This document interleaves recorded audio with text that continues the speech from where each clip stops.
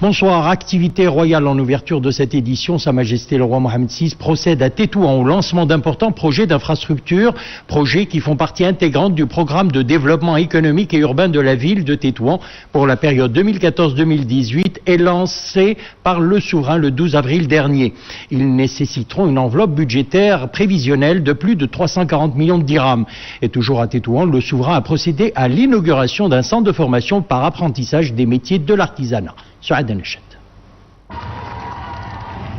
Tétouan au rendez-vous avec d'importants projets d'infrastructures lancés aujourd'hui par Sa Majesté le roi Mohamed VI.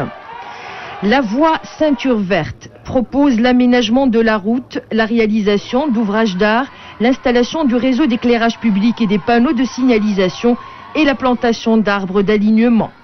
Objectif, décongestionnement du trafic routier, maîtrise de l'expansion urbaine et amélioration de l'accessibilité au quartier ouest de la ville de Tétouan.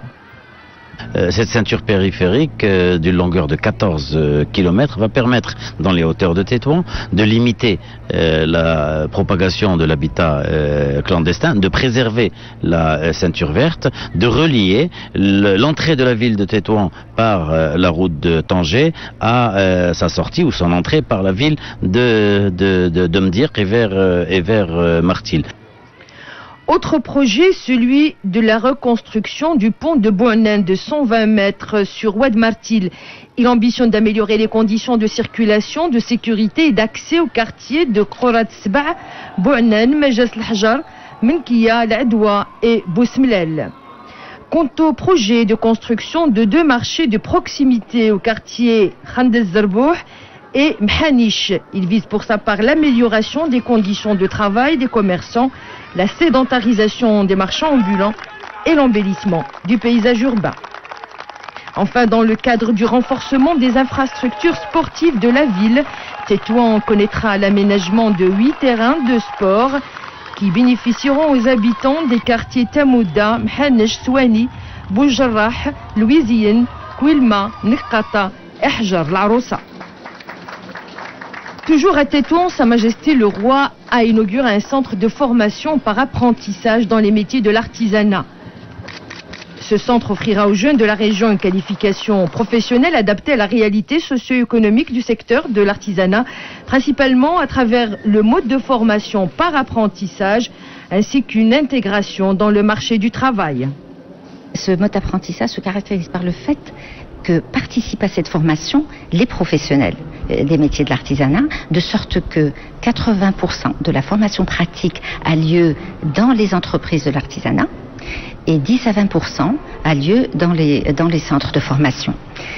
Et c'est d'ailleurs cette particularité qui fait la réussite en matière de taux d'insertion professionnelle. C'est un centre qui vient pour renforcer l'offre professionnelle et la capacité d'offres au niveau de la formation professionnelle, puisque c'est un centre qui peut accueillir plus de 500 stagiaires, et cela est de nature, bien entendu, à promouvoir l'intégration sociale et économique des jeunes de la ville de Tétouan et de la région de façon générale.